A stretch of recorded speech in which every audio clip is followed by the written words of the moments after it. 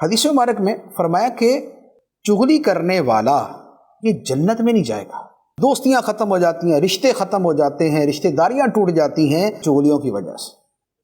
اور بعض لوگ کیا ہوتے ہیں، میرا مشاہدہ ہے اور آپ میں سے بھی بہت سارے لوگوں کا مشاہدہ ہوگا کہ بعض اتنے ایکسپرٹ ہوتے ہیں چغلی کرنے کے اندر کہ وہ اگر سیدھی بات بھی کریں گے نا، وہ پتہ نہیں اس میں کہاں سے زہر کی پوریاں ڈال دیتے ہیں.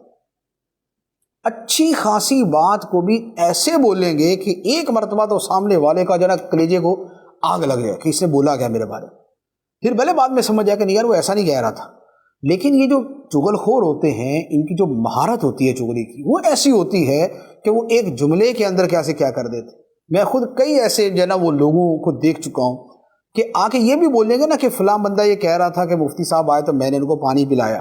وہ اس کو بھی ایسا بول دیں گے کہ بس ایسا ہی ہوگا کہ جیسے پتہ نہیں پانی پلانے کے اندر اس نے کوئی احسان کرنے کے انداز میں بات کی ہے کہ میں نے پانی پلایا تو یا پتہ نہیں کیا کر دیا.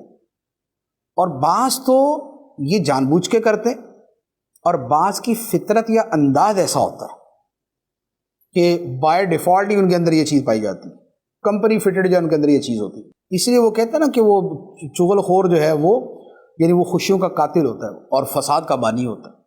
لہذا چغلی کرنے سے بھی بچیں اور چغلی سننے سے بھی بچیں. اور اگر کوئی چغلی آ کے کرے تو اس کی بات کے اوپر اعتبار نہ کرے اور اپنے دل سے اس کو مسترد کر دیں. شیخ سعدی رحمۃ اللہ علیہ نے ایک واقعہ لکھا ہے کہ کسی بزرگ کے پاس آ کے کسی نے چغلی کی کہ جی فلاں شخص نے آپ کے بارے میں یہ جملہ کہا. تو ان بزرگوں نے فرمایا کہ یار اس نے ایک تیر مارا، اس بندے نے ایک تیر مارا، وہ مجھ تک نہیں پہنچا، تم نے وہ تیر اٹھایا اور اٹھا کے لا کے مجھے مار دیا. تو مجھے تکلیف اس کے تیر سے نہیں ہوئی، مجھے تکلیف تمہارے مجھے تیر مارنے سے ہوئی.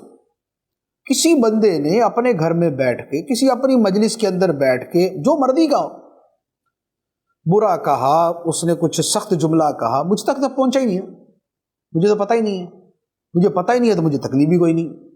لیکن یہ جو درمیان کا راوی ہوتا ہے، یہ چغل خور ہوتا ہے، یہ کیا کرتا ہے، یہ اس بات کو اٹھا کے لا کے ہمارے ٹھک کر کے سینے میں مارتا ہے.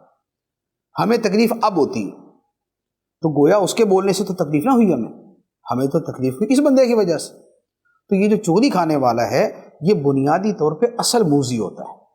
لہٰذا ان سے اپنے آپ کو اپنا ذہن بنا لے، ویسے ہی سوچ کے رکھیں کہ بھئی ہمارے اندر بہت ساری خامی ہیں، اگر کسی نے بیان کر دی ہیں تو اللہ تعالی ہماری اصلاح فرما. یوں چند ایک باتوں کے ذریعے ہم اپنے آپ کو تکلیف سے بچا سکتے ہیں، اور اس جو ماحول کے اندر ایک تلخی آتی ہے ہم اس سے اپنے آپ کو بچا سکتے ہیں.